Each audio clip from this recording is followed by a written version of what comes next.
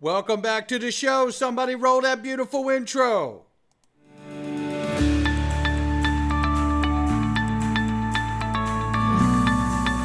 Digital Perspectives with Brad Kimes. Come on in.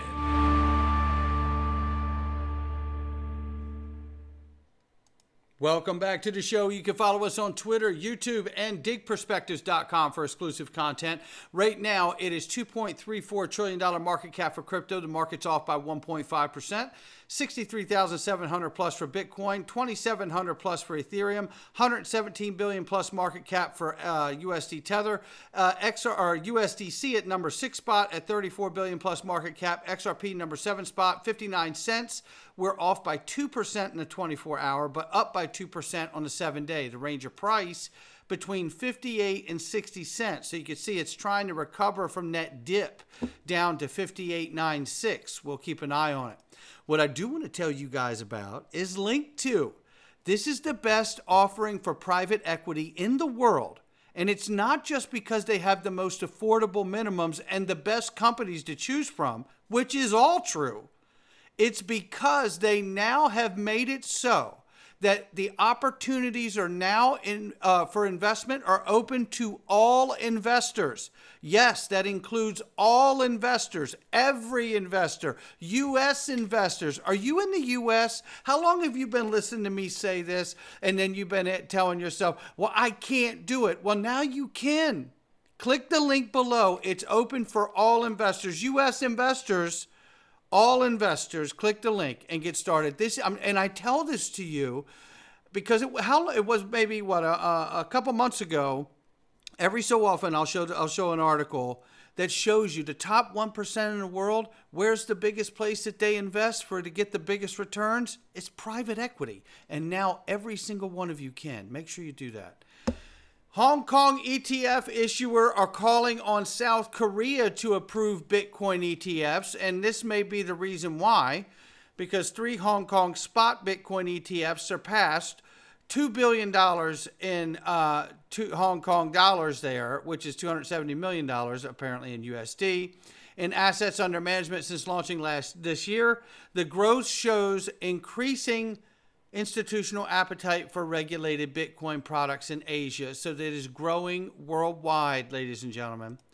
The demand skyrockets here as the Federal Reserve signals lower interest rates. So Bitcoin, as you know, in the correlation to the dollar and lower interest rate cuts, we could see Bitcoin in history's past and crypto largely broadly starts to react positively to rate cuts from the Fed. They've signaled 3 starting in September.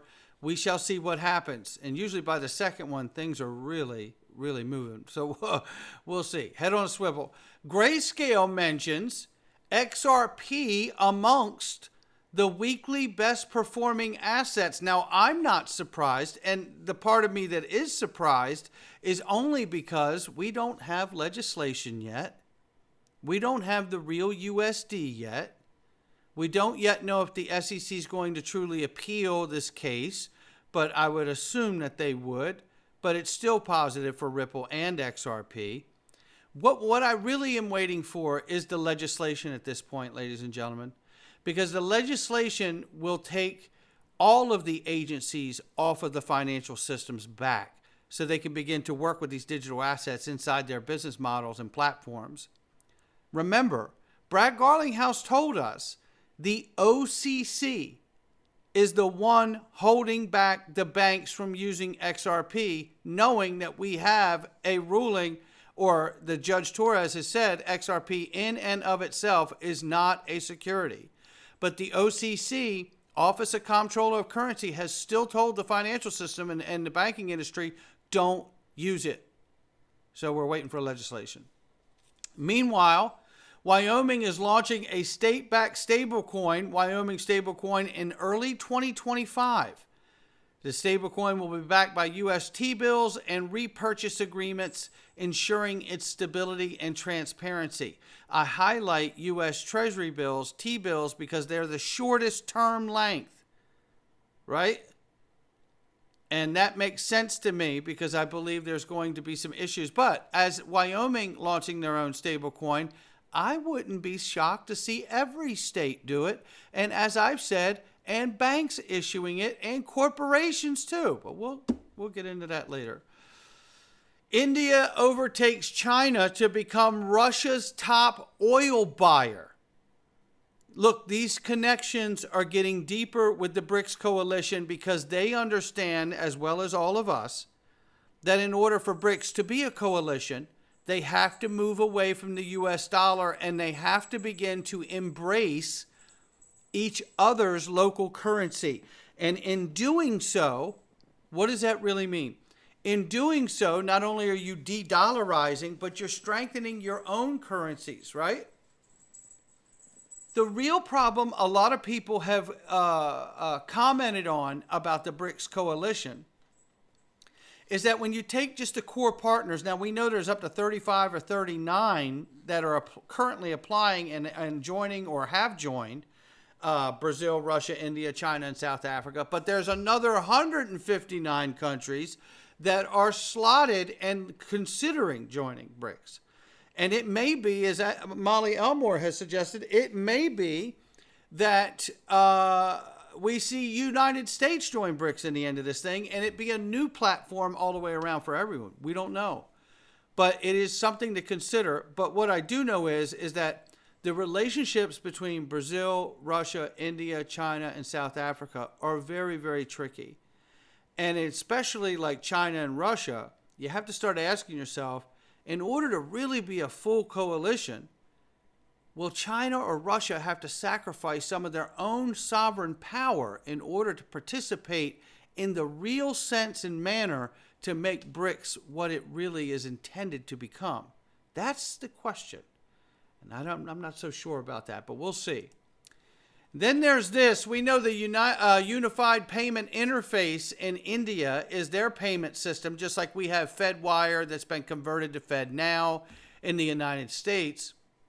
But now India is talking about bringing the Unified Lending Interface and how it will play a similar role in transforming the lending ecosystem in India. And this is just one more example of how the entire world is moving to a new digital economy.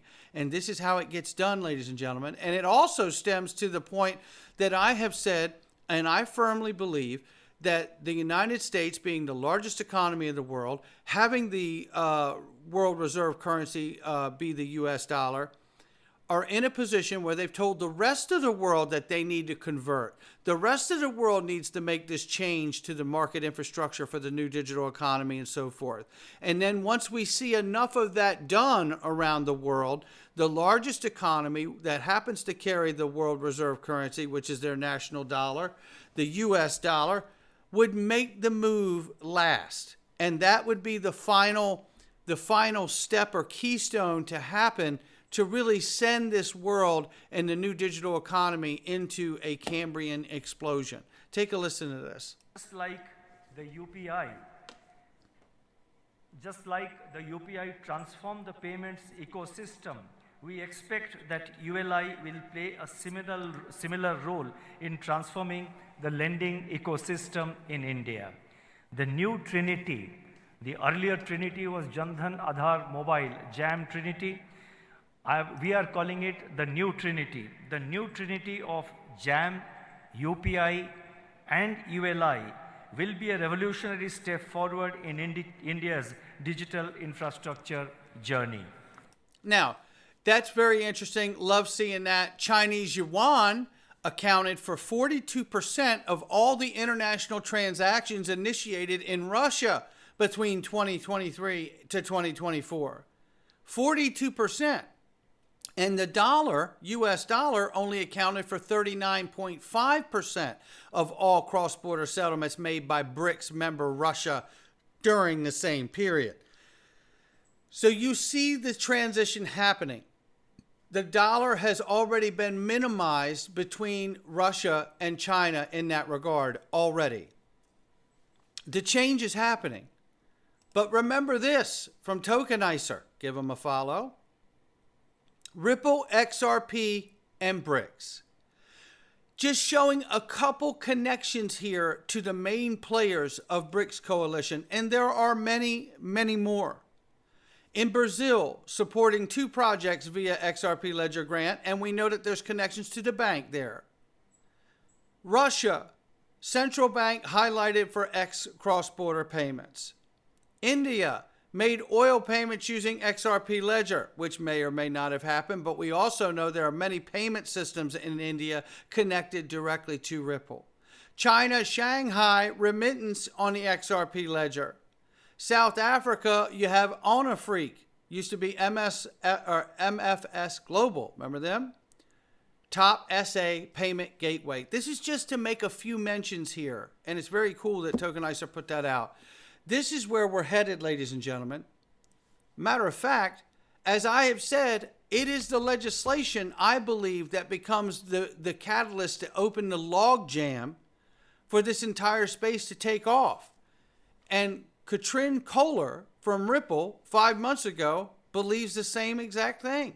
It goes back to banks or regulated institutions can't just do anything in a decentralized fashion, right? You first need a framework, you need the regulation, you need the proper procedures and risk mitigation actions around it.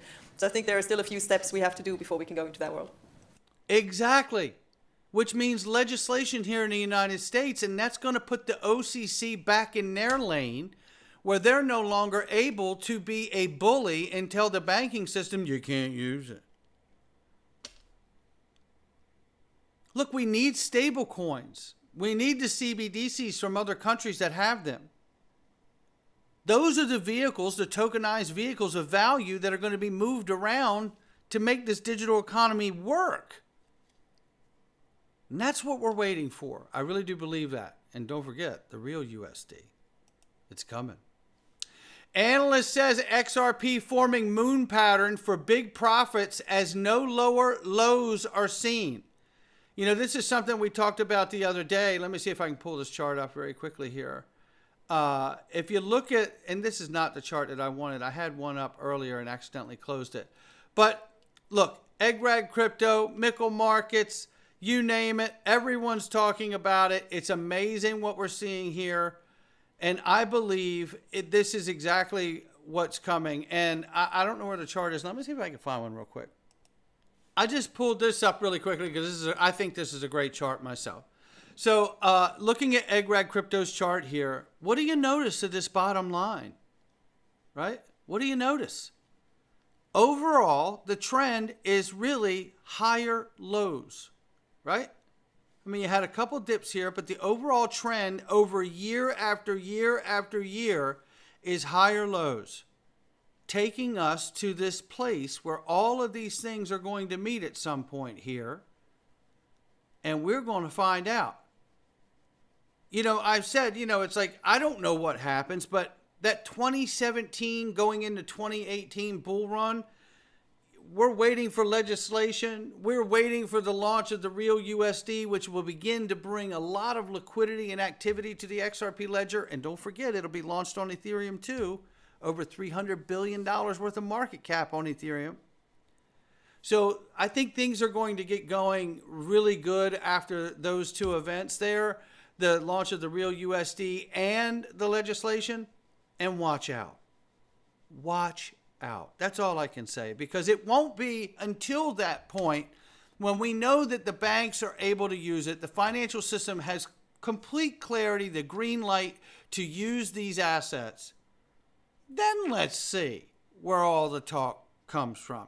Then let's see where all the numbers go, because that will be the first time we actually see the stage be set for XRP to operate in its full-scale intended use for a market that is actually up and running that can benefit from it. So that's a moment I'm really, truly waiting for.